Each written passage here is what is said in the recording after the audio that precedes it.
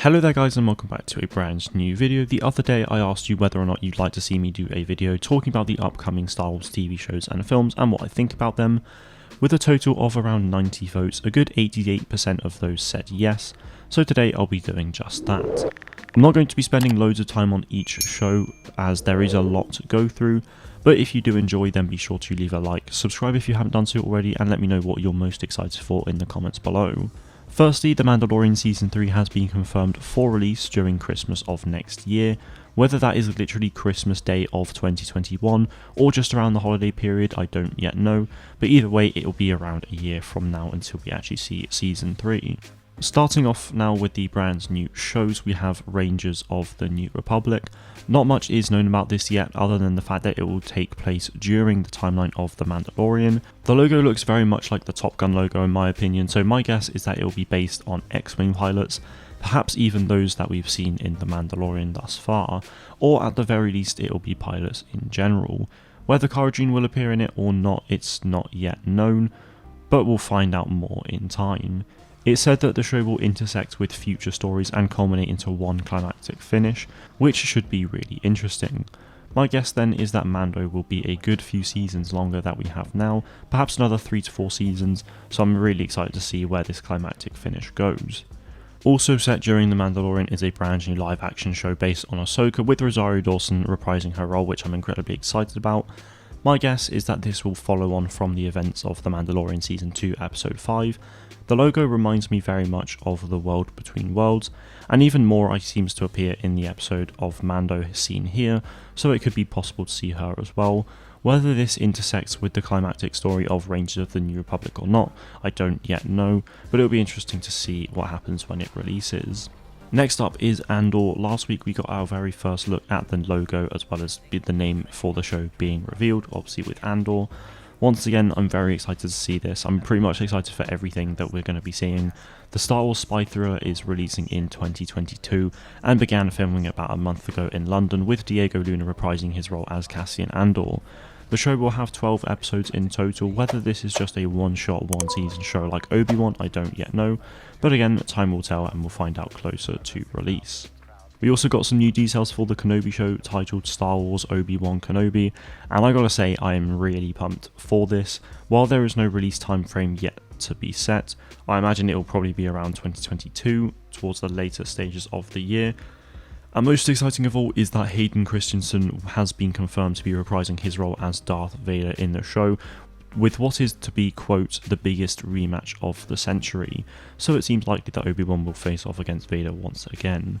I really do hope that we get to see Vader a lot in this, as when Hayden was announced to be reprising his role, I actually almost had tears in my eyes. It was really awesome to hear.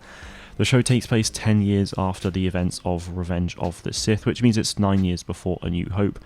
I'll admit, it's going to be a little odd seeing Vader fight Obi-Wan again, considering Vader talks about how he was but a learner when he left Obi-Wan, which I think was, always alluding to Revenge of the Sith, but I guess that won't necessarily be the case now. Either way, very excited for the Kenobi series. It's got 6 one-hour-long episodes and will hopefully be releasing in 2022. In terms of other live action shows we knew about, we only knew of Leslie Headland's show, which was confirmed earlier this year, but we had no details on that until it was shared last week. The show is titled The Acolyte and is a mystery thriller that will take us into the shadowy secrets and emerging dark side powers towards the late stages of the High Republic era. This will be the first ever look into the High Republic from a live action perspective, and I'm honestly so excited for that. I think out of all of the shows, this is probably the one I'm most excited for. For those who aren't aware, the High Republic is set around 300 to 400 years before the Phantom Menace, and is a brand new era coming to Star Wars. It's not in Legends at all either, and it was due to start earlier this year, however due to global events it now begins next year, with some novels and comics. Another show that we're getting is Lando. This doesn't really come as a surprise at all based on the number of rumours over the last few months and the number of people supporting the Make Solo 2 Happen movement. I imagine this will be set prior to the events of Solo with Donald Glover returning, however there is yet to be any confirmation on this. It's currently in early stages of development, but I'm very keen to hear more about it. There was a rumour a while back where a Lando show was in development where both Billy Dee and Donald Glover would return. Perhaps Billy Dee's Lando would be looking back at his past, telling people stories, etc., but we'll likely find out more at Celebration in 2022 or another Investor Day call at some point maybe next year as to whether this is actually going to be the case or not. Next is a collaboration between ILM and Lucasfilm Animation to create Star Wars A Droid Story. Whether this is animated or live action, I'm really not sure, but my guess would be animation of some kind. I kind of hope it's live action though, but either way, I'm really not bothered. The story to me is what matters the most, and that story is going to be between R2-D2 and C-3PO guiding a new hero on an epic journey. No release date is set for this yet, but my guess is that it will probably be around 2022 or 2023. Now we move on to the more animated shows. Firstly, we got our very first look at the Bad Batch animated series with this sizzle reel. Honestly, it looks absolutely incredible. I personally think it could even be better than the Clone Wars as well, but only time will tell for that. I love that we actually get to see clones properly in this time where the Republic is phasing into the Empire, and some of the clones in this short trailer look completely badass, so I'm really excited to see what else we'll see there, whether we'll get more legions or different types of clones and stuff. The Bad Batch releases next year, but I'm not entirely sure when. Lastly, for the TV shows is a series of anime shorts set within Star Wars, which is releasing next year.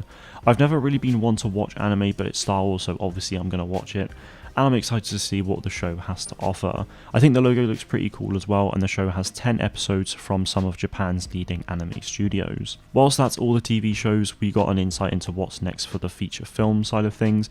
Taika Waititi is working on his film, and it promises to be an unforgettable ride. But beyond that, there were no details on that, so it'll probably be releasing more in 2025 maybe, a bit later on. Rian Johnson's trilogy wasn't mentioned either, however I feel as though that will probably be coming later in the decade. He has confirmed several times over the year, including this year, that he is indeed still working on it, so my assumption is that it'll probably be around 2027 and beyond. What we did get, however, with regards to films is a name and a release date of a brand new live-action feature film being directed by Wonder Woman's very own Patty Jenkins, and this is to be called Rogue Squadron.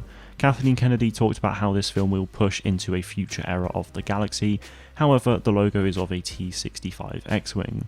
So this whole future era talk could just mean the future of Star Wars, or it could be post The Rise of Skywalker. With it being a T-65 though, I feel as though it's likely to be set before the sequel trilogy, or perhaps even before Mando as well, but I really cannot be too sure. Rogue Squadron releases during the holiday period in 2023, so my guess is that as of this video going up, it will pretty much be 3 years time within this week. I'm super excited that we now actually know what the future of Star Wars TV and films look like. Hopefully at EA Play in 2021 we get even more announcements for Star Wars games, as there is just so much more scope for it. Matt Martin of Lucasfilm Story Group did say that he was very excited for Star Wars games, so I'll be covering a bit more about that on Monday. That is it from me today though. Let me know in the comments what you're most excited for out of these new shows and films. Thank you all very much for watching, and may the force be with you always.